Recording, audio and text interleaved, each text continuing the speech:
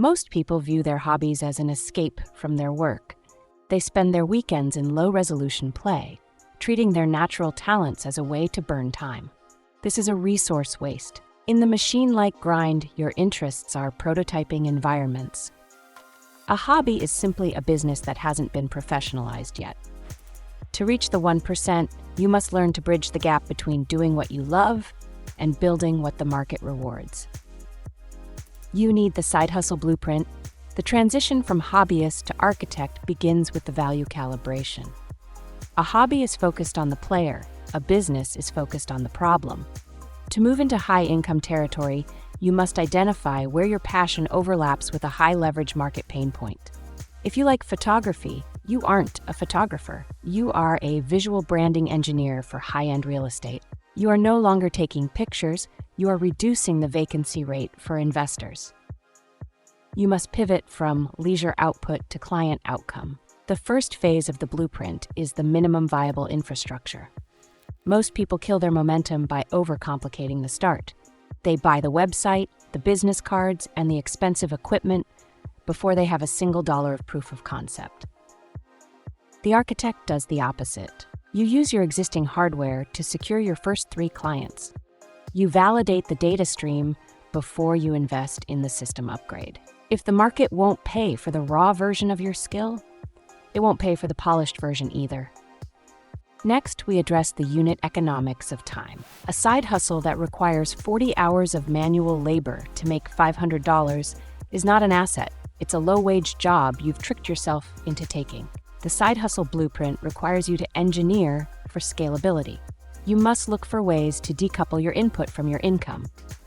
This means moving from one-on-one services to one-to-many products. You turn your process into a template, a course, or a recurring service. You are building a machine that can run while your primary engine is focused elsewhere. Then there is the reinvestment protocol. The biggest mistake hobbyists make is spending their first side income check on a reward. They buy a dinner or a gadget, effectively liquidating the machine's first batch of fuel. The 1% treats side income as pure growth capital. Every dollar earned from the hustle goes back into the hustle, buying better software, outsourcing low-level tasks, or funding the network fee to get in front of higher-value clients. You don't eat the seeds, you plant the forest. The psychology of the 1% in this domain is clinical professionalism. Even if your side hustle is something creative, you run it like a Swiss watch. You have operating protocols, you have client onboarding checklists, you have quality control gates. By applying high-level engineering to a passion project, you create a level of reliability that the casual competition cannot match. You aren't dabbling, you are industrializing. To execute the blueprint, follow the 30-day hard launch. Day 1 to 10, identify your high-value vertical.